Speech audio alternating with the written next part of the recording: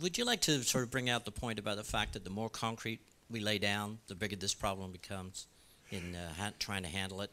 Yes. Because grass, of course, absorbs. It's a very, you know, just walk outside and look at a lawn with the grass and the shrubs and the trees on it, and look at a piece of pavement out there.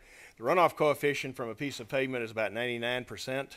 Almost all that. Once you have cooled the pavement down after that first bunch of water hits it, and you have wetted the pavement, everything else from there on, whether that pavement be concrete or asphalt, everything else is runoff. And if you are looking at the systems like I showed, where you're catching the water into the landscape, letting it absorb in, the mantra there is keep it where it falls. What you're doing is you may catch 80% on a dry day, 80% of the water that fell on that landscape stays on that landscape, where you can back out potable water use then for the irrigation of that landscape. So that's the big difference there. Okay, thank you, sir. What steps are being taken to educate the inspectors in given areas? For example, in Chicago, we don't really have a water problem because we pull from Lake Michigan. However, I understand it's a huge problem in Texas.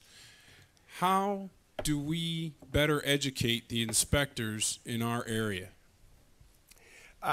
And I think the best way to say that, it is something I know that IAPMO is directly interested in. The Green Technical Committee is directly working on this specific issue of for A, developing the codes, and once codes are developed through the educational facilities to get through on that. And B, you can draw on a lot of other places. I know the Dan McNabb, who is a head plumbing inspector there in Austin, Texas, I consider an expert on alternate source of water reuse. We've had a lot of them go into the city of Austin. He's had to work with them. I take my hat off to him in coming up with innovative solutions in the absence of national code on any of these things.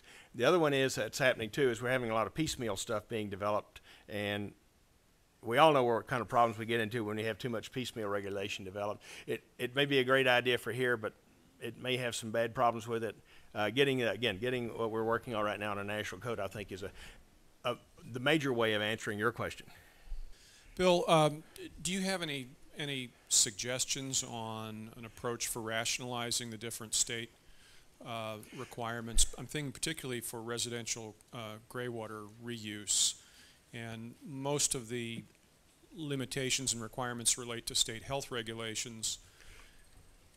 What's the way forward from your perspective in terms of rationalizing that, getting some consistent criteria across the country? Ed has just issued the great conundrum. No, I think the first thing is obviously, and he brings up an important thing. Health issues are very important in that whole consideration because you are dealing with water that is not potable. So making sure it's properly marked, properly backflow prevention, and everything else out there is critical. And again, getting the national code bodies to address it as IAPMO is working on, I think are some of the most important first steps in getting that type of situation done. The piecemeal approach does give you a lot of problems. I just want to follow on the last two questions that were asked. How much of the pioneering work that you showed us on the screen was done under variances, and how much was done under amended and updated codes? And how do you use variances? Okay, and again, I am not a code official, but I am going to tell you that in the work that I had done on that 5 years ago, I can guarantee you it was all variances. I mean, you went in with a unique project. It was voted on as a unique variance.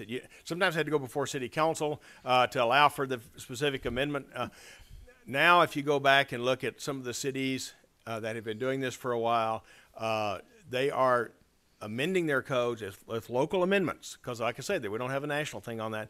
Beyond, if you look in the Uniform Plumbing Code, there's an appendix in there, or a chapter in there, I mean, for graywater reuse, but it has to do with subsurface irrigation.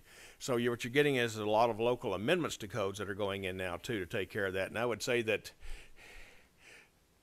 it's still a whole lot of variance type stuff, because you have so many unique situations. You saw that whole list. You have a whole list of possible uses, or have specific requirements against a whole list of possible sources, and you have to make sure that when that water comes out from that source, it's properly treated for the use that it is intended.